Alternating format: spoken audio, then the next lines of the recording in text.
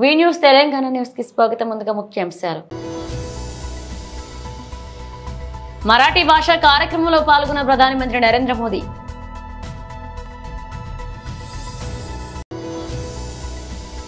ఈసారి ట్రంప్ గెలవకుంటే ఇక అంతే అంటూ ఎలన్ మస్క్ సంచలన వ్యాఖ్యలు.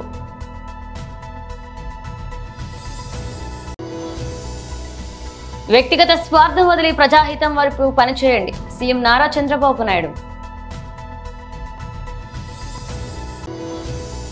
కడుపు నొప్పితో ఆసుపత్రికి వెళ్లిన మహిళ, ఆమె పొట్టలోంచి 2 కేజీల తల వెంట్రుకలు తీసిన వైద్యులు. మరాఠీ భాష కార్యక్రమంలో పాల్గొన్న ప్రధానమంత్రి నరేంద్ర మోదీ. मंगल प्रभात लोढ़ा जी, बीजेपी मुंबई के अध्यक्ष भाई आशीष जी, अन्य महानुभाव भाइयों और बहनों, अगदी सुरुवात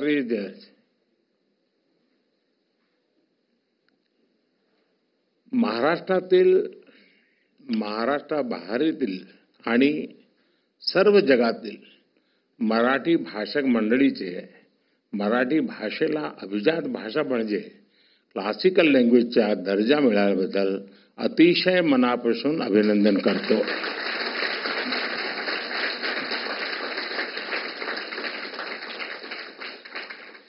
केंद्र सरकार द्वारा मराठी भाषा को अभिजात भाषा का दर्जा दिया गया है.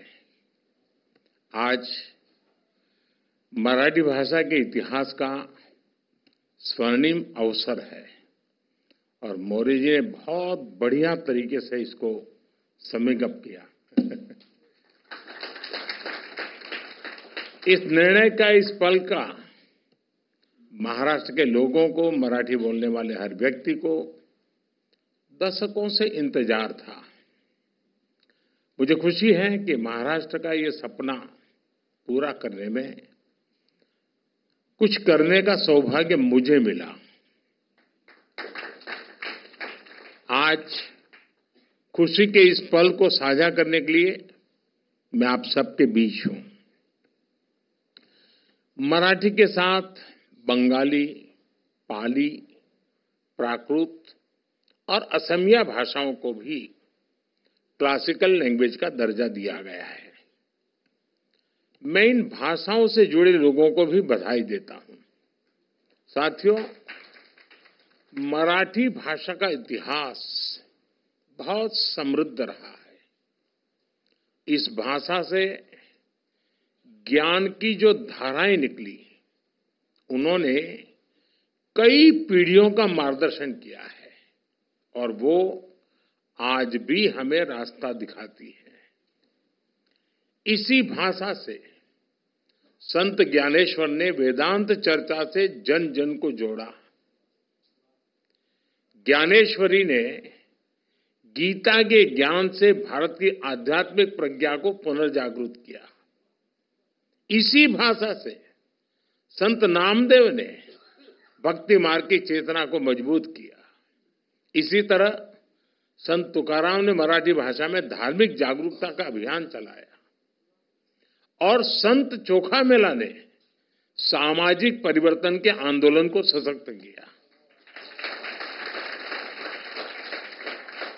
आज महाराष्ट्र आणि मराठी धर्म वाढविण्या थोर संतान मी साष्टांग दंडवत करतो.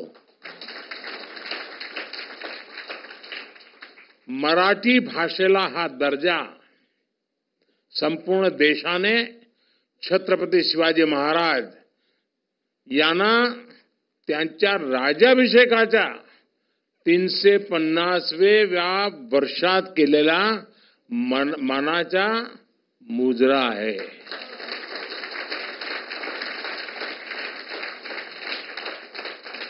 साथियों, भारत के स्वतंत्रता संग्राम का इतिहास मराठी भाषा के योगदान से అగ్రరాజ్యం అమెరికాలో అధ్యక్ష ఎన్నికలపై టెస్లా అధినేత ఎలన్ మస్క్ సంచలన వ్యాఖ్యలు చేశారు.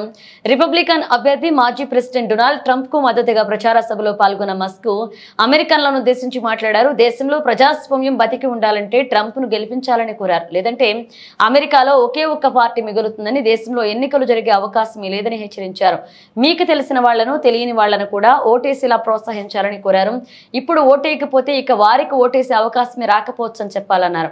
ఈసారి ట్రంప్ గెలవకుంటే ఆయనకు మాత్రమే కాదు అమెరికాకు కూడా ఇవే చివరి ఎన్నికలు కావచ్చని జోసెన్ చెప్పారు. ఈ ఎన్నికలు మన జీవితాలకు సంబంధించి అత్యంత ముఖ్యమైన ఎన్నికలని అన్నారు. పెన్సిల్వేనియాలో జరిగిన రిపబ్లికన్ పార్టీ ఎన్నికల ప్రచార సభలో ట్రంప్ తో కలిసి ఎలన్ మస్క్ పాల్గొన్నారు. మనకు ప్రెసిడెంట్ ఉన్నారు, ఆయన కనీసం విమానంలోకి వెళ్లేందుకు మెట్లు కూడా ఎక్కలేరు. మాజీ ప్రెసిడెంట్ ట్రంప్ ను ఉద్దేశించి మాత్రం బుల్లెట్ గాయం తగిలిన ధైర్యంగా నిలబడతారు. ధైర్యానికి ఇంతకంటే మించిన పరీక్ష అవసరం లేదు అంటూ ట్రంప్ ను మస్క్ ప్రశంసించారు. వ్యక్తిగత స్వార్థం వదిలి ప్రజాహితం వైపు పనిచేయాలన్నారు ఏపీ సీఎం నారా చంద్రబాబు నాయుడు. 2024 స్వచ్ఛతా హీ సేవ 224 ఇక్కడ జరుపుకోవడం, మచిలీపట్నంలో జరుపుకోవడం నేను చాలా సంతోషంగా ఫీల్ అవుతున్నా, గర్వపడుతున్నా. ఎందుకంటే ఈరోజు మహాత్మా గాంధీ పుట్టినరోజు, లాల్ బహదూర్ శాస్త్రి గారు పుట్టినరోజు. ఈ రెండు కూడా అరుదైన అనుభవాలు. అలాంటి అరుదైన అనుభవాలు ప్రజల ముందర ఇక్కడ మనందరం కలిసి జరుపుకుంటూ, అదే సమయంలో మహాత్మా గాంధీ చేసిన సేవల్ని ఒక్కసారి మనం గుర్తు చేసుకుంటున్నాం, నివాళులర్పిస్తున్నాం. అలాంటి నివాళులర్పించే కార్యక్రమంలో భవిష్యత్తులో ఒక స్ఫూర్తిదాయకంగా ముందుకు పోవాలంటే ఏం చేయాలనో మనం ఆలోచించాల్సిన అవసరం ఉంది. ఇప్పుడే ప్రసాద్ గారు స్వచ్ఛ సుందర చల్లపల్లి ఆయన కళ 10 సంవత్సరాల నుంచి పనిచేస్తున్నారు. అలాంటి స్ఫూర్తి ప్రతి ఒక్కరిలో రావాలని మనస్ఫూర్తిగా భగవంతుని కోరుకుంటున్నా. ఆ స్ఫూర్తిని మీకు అందరికీ రావాల్సిన అవసరం ఉంది. ఇక్కడే స్వచ్ఛ సేవకులున్నారు. మనందరం రోడ్లో బాగా తిరుగుతున్నామంటే, మన ఆరోగ్యం బాగుందంటే ఈ సేవకులే కారణం. ఎన్నో పనులు చేస్తారు కానీ ఎవరైతే ఇలాంటి సేవాభావంతో పనిచేస్తున్నారో వాళ్ళని మనం మనస్ఫూర్తిగా అభినందించాలి. వాళ్ళకు పూర్తి సహకారం అందించాల్సిన బాధ్యత మనలందరిపైన ఉంది. ఈరోజు ఒక మంచి పని ఏది చేసినా ఆ మంచి పని శాశ్వతంగా గుర్తుంటుంది. మహాత్మా గాంధీని మనం తలుచుకుంటున్నాం. ఆ మహనీయుడి యొక్క స్ఫూర్తిని మనం ఒక్కసారి ఆలోచిస్తే, దేశమంతా కదిలించాడు. అహింసా సిద్ధాంతంతో ముందుకు పోయాడు. బానిసత్వం మాకొద్దు, స్వతంత్ర భారతదేశమే ముద్దు, భారతీయులుగా మేము స్వతంత్ర భారతదేశంలో ఉండాలని నిరంతరం పోరాడారు. ఆయన అవలంబించిన సిద్ధాంతం ఈ రోజే కాదు, భావి తరాలకు కూడా ఆదర్శం. ఆయన చనిపోయి ఇన్ని సంవత్సరాలైనా ఇప్పుడు కూడా ఆయన గుర్తుపెట్టుకుంటున్నామంటే, ఆయన ఆశయాలకు అనుగుణంగా మనం పనిచేస్తున్నామంటే దానికి కారణం ఆ ఆలోచనలు ఎప్పుడు కూడా ప్రజాహితం కాబట్టి ఆలోచిస్తున్నాం. అలాంటి మహనీయుడిని మనం ఒకసారి ఆలోచిస్తే, 1869 పోర్బందర్లో ఇదే రోజున జన్మించడం, అదే మరిగా ఒక పక్క స్వాతంత్రం కోసం పోరాడమే కాకుండా ఇంకొక పక్కన ఎక్కడెక్కడ స్వచ్ఛత కార్యక్రమాన్ని ఆయన చేపట్టి ప్రజా చైతన్యం తీసుకొచ్చాడు. 1919లో మొట్టమొదటిసారిగా ఈ జిల్లాకు వచ్చాడు. ఏదైతే సత్యాగ్రహ సభలో పాల్గొన్నాడు. 1921లో మళ్లీ అఖిల భారత కాంగ్రెస్ మహాసభల్లో ఇక్కడ పుట్టిన వ్యక్తి పింగళ వెంకయ్య జాతీయ జెండా ఆయనకు అప్పచెప్పాడంటే అది గడ్డ మహిమ అని చెప్పి కూడా నేను మీకు తెలియజేస్తున్నా. స్వాతంత్ర ఉద్యమంలో ముందున్నారు, స్వాతంత్ర పోరాటంలో ముందున్నారు. అదే ఈరోజు మువ్వెన్నెల జెండా రెపరెపలాడుతుంది. ప్రతి ఒక్క భారతీయుడు ప్రపంచం అంతా కూడా గర్వంగా నేను భారతీయుడిని చెప్పుకునే శక్తినిచ్చింది ఈ పింగళి వెంకయ్య, ఈ గడ్డ వాసి అని చెప్పి మరొకసారి మీ అందరికీ విజ్ఞప్తి చేస్తున్నా. స్వర్గీయ మాజీ కేంద్ర మంత్రి పెద్దపల్లి మాజీ పార్లమెంట్ సభ్యులు గడ్డం వెంకటస్వామి 95వ జయంతిని పురస్కరించుకుని గోదావరికని నగర కాంగ్రెస్ అధ్యక్షుడు బొంతల రాజేష్ ఆధ్వర్యంలో స్థానిక జీఎం కాలనీ మూలమల్పు వద్ద గల కాకా విగ్రహానికి స్థానిక నాయకులతో కలిసి పూలమాలలు వేసి ఘనంగా నివాళులర్పించారు. రామగుండం శాసనసభ్యులు మకన్ సింగ్ రాజ్టాగ్ అనంతరం కాంగ్రెస్ పార్టీ సీనియర్ నాయకులు పి మల్లికార్జున ఆధ్వర్యంలో చౌరస్తాలో జరిగిన అన్నదాన కార్యక్రమానికి ముఖ్య అతిథులుగా చేసి భోజనాలను వడ్డించారు. ఈ కార్యక్రమంలో కాంగ్రెస్ పార్టీ సీనియర్ నాయకులు, కార్పొరేటర్లు, మాజీ కార్పొరేటర్లు, వివిధ విభాగాల అధ్యక్షులు, పెద్దపల్లి జిల్లా సోషల్ మీడియా కోఆర్డినేటర్, నియోజకవర్గ సోషల్ మీడియా కోఆర్డినేటర్ పాల్గొన్నారు.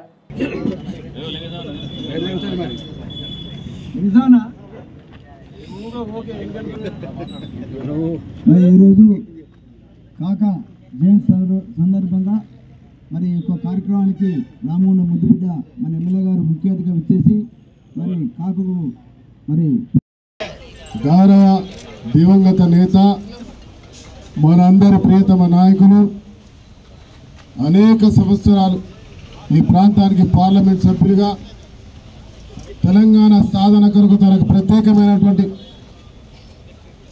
శ్రద్ధను చూపి 1969లో దానికంటే ముందు అనేక ఉద్యమాల్లో పాల్గొని రాజకీయాల్లోకి వచ్చి ఈ ప్రాంతం నుంచి పార్లమెంట్ సభ్యులుగా, కేంద్ర మంత్రిగా ఈ రాష్ట్ర రాజకీయాల్లో, దేశ రాజకీయాల్లో అనేక మార్పులు తీసుకొచ్చి ఇలా కార్మిక మంత్రిగా భారతదేశంలో చరిత్రాత్మకంగా నిలిపించుకున్నటువంటి చరిత్ర గౌరవ శ్రీ వెంకటస్వామి కాకా గారు.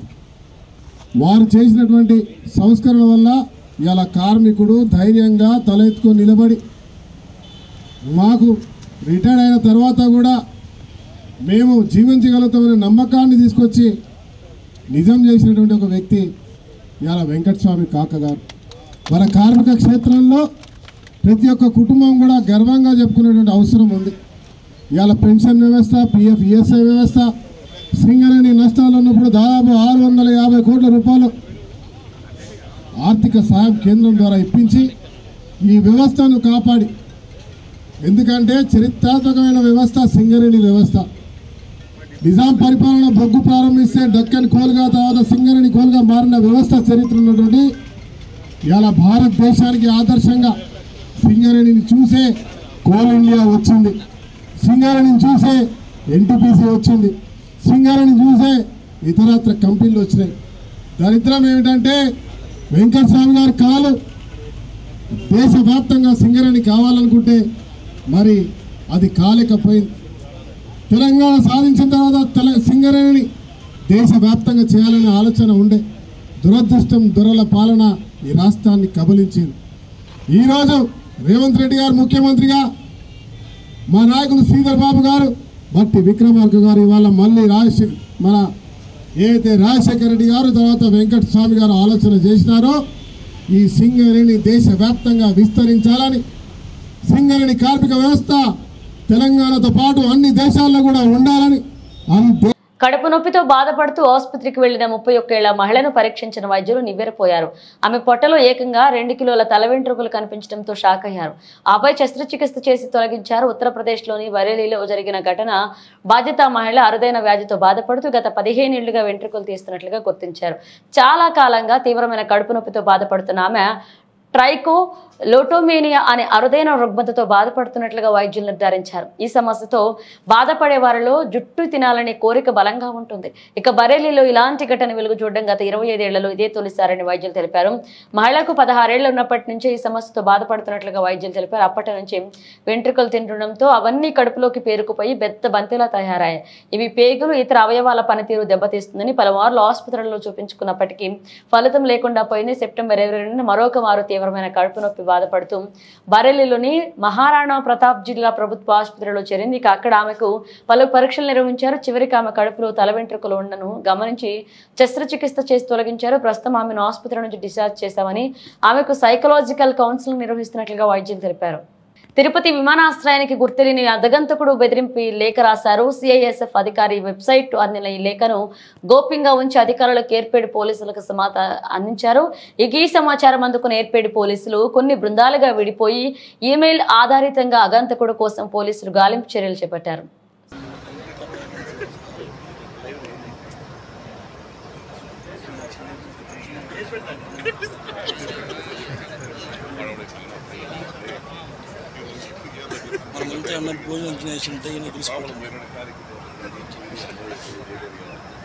దేవుడు తప్పు చేయను 6 గంటలు 5 కిలోమీటర్ల వరకు కొమరాడ మండల కేంద్రానికి అతి సమీపంలో పెద్ద గొయ్యిలో ఇసుక లారీ దిగిపోవడంతో వారికి ట్రాఫిక్ జామ్ ఏర్పడింది. ఎంత ఘోరం, ఎంత అన్యాయం! ఒక్క రోజు కాదు, 2 రోజులు కాదు, 3.5 సంవత్సరాల కాలంగా ఇదే నరకయాతన. గత కలెక్టర్ నిధులు తెస్తామని చెప్పి ఎన్నిసార్లు గ్రీవెన్స్లు చెప్పినప్పటికీ పట్టించుకునే పరిస్థితి. కొత్తగా వచ్చిన కలెక్టర్ పార్వతీపురం మన్యం జిల్లాకు సంబంధించి 11.75 కోట్లు విడుదలయ్యాయని చెప్పినప్పటికీ నిధులు విడుదల కాని పరిస్థితి ఏర్పడింది. ఇక అమరావతి నుండి ఆ నిధులు నడుచుకుని వస్తున్నాయంటూ ప్రశ్నిస్తున్నామన్నారు. ఆదివారం ఉదయం 4 గంటల నుండి 10 గంటల వరకు భారీ బంద్ ఏర్పాటు చేశారు. ఇక 10 గంటల ప్రాంతంలో కోమరాడ పోలీస్ సిబ్బంది సహకారం ఇసుక లారీని తీయడంతో కొంచెం ట్రాఫిక్ అంతరాయం కలిగింది. ఇక అంతరాష్ట్ర రహదారిపైన ఈ గోతులో గడిచిన 4 నెలలుగా 20 సార్లు గంటల కొలది ట్రాఫిక్ అయ్యే గొయ్యి ఇది. గత వైఎస్ఆర్ ప్రభుత్వంలో 3.5 సంవత్సరాల కాలంగా నిర్లక్ష్యంగా వ్యవహరించడంతోనే ఈ పరిస్థితి కారణం. ఇదండి కొమరాడ మండల కేంద్రానికి అతి సమీపంలో ఇదండి ఈ రహదారి. ఇప్పటికే 20 సార్లు అండి ఇక్కడ లారీలన్నీ దిగిపోయి ట్రాఫిక్ అయిపోయిన పరిస్థితి ఉంది.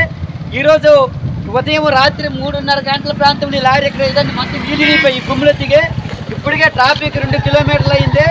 ఇంకా పెరిగితే మరొక 5-6 కిలోమీటర్లు అయ్యే పరిస్థితి ఉంది. ఇదే గత 3.5 సంవత్సరాలకు ఇదే జరుగుతుంది. ఇంత జరుగుతున్న గత పాలకుల నిర్లక్ష్యం వల్ల ఇది జరిగింది.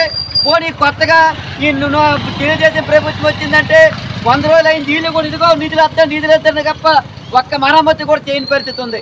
ఇలాంటి సందర్భంలో ప్రతిరోజు అడుగడుకి ట్రాఫిక్ గంటకి ఇబ్బంది పడే పరిస్థితిలో ఈ రోజు అటు 3 రాత్రులకి వెళ్ళి వాహనదారులు చాలా ఇబ్బంది పడే పరిస్థితి ఉంది. కాబట్టి ఏదైతే మన ముఖ్యమంత్రి నారా చంద్రబాబు నాయుడు గారు అన్నారు 11.75 లక్షలు అంటే 11.75 లక్షలు విడుదల చేసామని మన కలెక్టర్ గారు కూడా పేపర్ ప్యాకెట్ నుంచి 20 రోజులు అవుతుంది. ఆ డబ్బులు ఎక్కడ ఉన్నాయి, నడుచుకొని వస్తాయని చెప్పి తెలియదు. గతంలో కూడా కలెక్టర్ గారు ఇలాగానే విడుదల చేస్తామని ఏ డబ్బులు లేవు. ఈ విధంగా మోసం చేస్తున్నారు.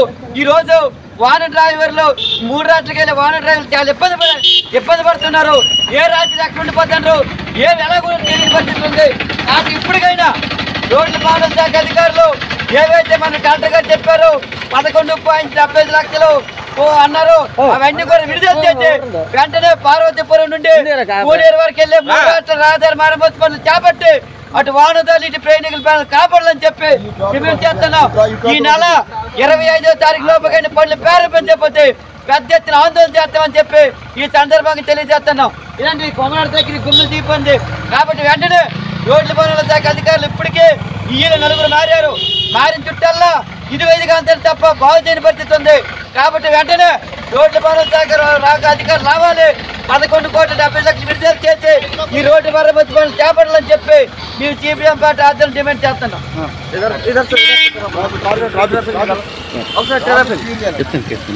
మేడ్చల్ మెట్రో సాధనా సమితి ఆధ్వర్యంలో మేడ్చల్ మేరకు వరకు మెట్రో మంజూరు చేయాలని జీడిమెట్ల గాంధీ విగ్రహం వద్ద శాంతియుత ధర్నా నిర్వహించారు. ఈ కార్యక్రమానికి సంఘీభావం తెలిపి ధర్నాలో పాల్గొన్నారు ఎమ్మెల్యే కేపీ వివేకానంద్. ఇక మేడ్చల్ మెట్రో సాధనా సమితి ఆధ్వర్యంలో జీడిమెట్ల గాంధీజీ విగ్రహం వద్ద శాంతియుత ధర్నా చేపట్టారు. ఇక మెట్రో ఫేజ్ 2 విస్తరణలో భాగంగా మేడ్చల్ వరకు మెట్రో రైళ్లను సీఎం రేవంత్ రెడ్డి ప్రభుత్వం ప్రకటించాలని డిమాండ్ చేశారు. ఈ సందర్భంగా వివేకానంద సంఘీభావం తెలియజేశారు. ఈ సందర్భంగా మేడ్చల్ మెట్రో సాధనా సమితి సభ్యులు మాట్లాడుతూ మేడ్చల్ ప్రాంతం ఎంతో అభివృద్ధి చెందుతుందని ఫేజ్ 2 మెట్రో విస్తరణలో భాగంగా మెట్రో వాళ్ళకు ట్రైన్ మంజూరు చేయాలని ఇక ద్వారా మేడ్చల్ నుంచి హైటెక్ సిటీ గచ్చిబౌలి హైదరాబాద్ లోని ఇతర ప్రాంతాలతో ఉద్యోగాలు చేసే ప్రయాణికులకు ప్రయాణం వెసులుబాటు సాఫీగా ఉంటుందని రేవంత్ రెడ్డి ప్రభుత్వం సానుకూలంగా స్పందించి మేడ్చల్ వరకు మెట్రో ట్రైన్ మంజూరు చేస్తుందని కోరుకుంటున్నట్లుగా వారు తెలిపారు.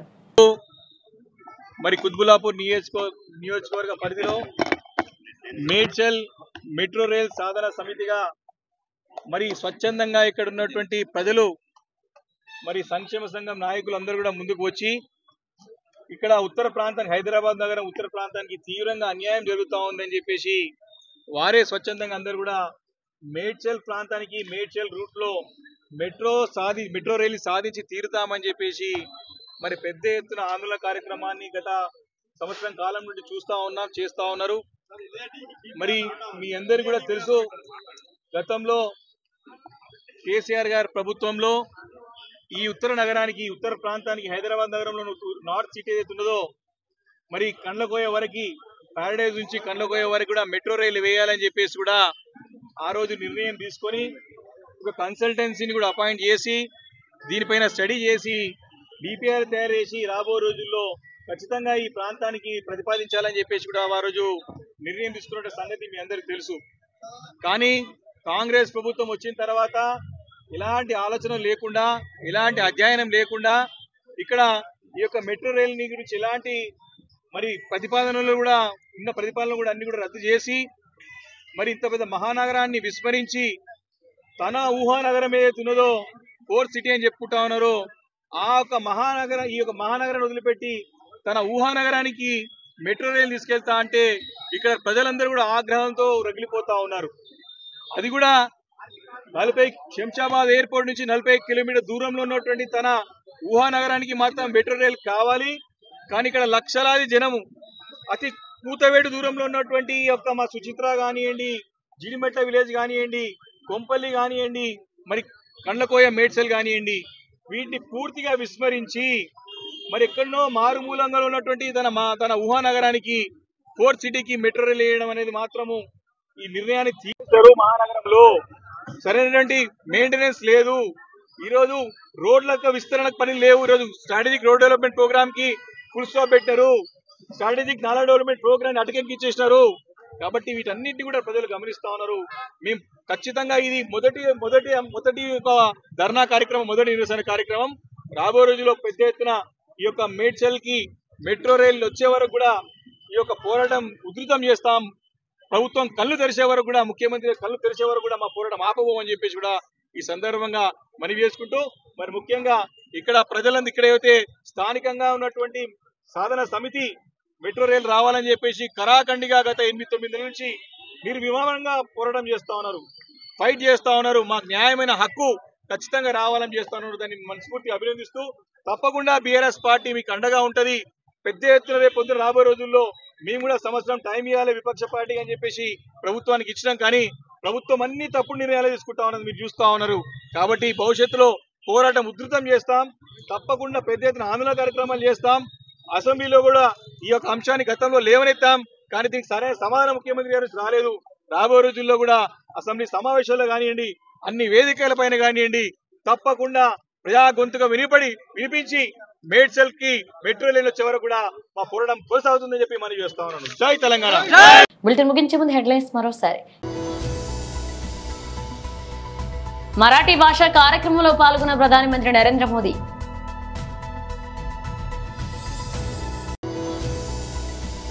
ఈసారి ట్రంప్ గెలవకుంటే ఇక అంతే అంటూ ఎలన్ మస్క్ సంచలన వ్యాఖ్యలు.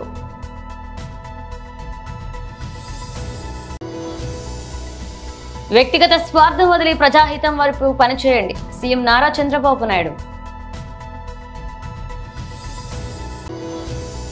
కడుపు నొప్పితో ఆసుపత్రికి వెళ్లిన మహిళ, ఆమె పొట్టలోంచి 2 కేజీల తల వెంట్రుకలు తీసిన వైద్యులు. ఇవి బులెటిన్ అప్డేట్స్. మరో నిమిషంతో మళ్ళీ కలుద్దాం.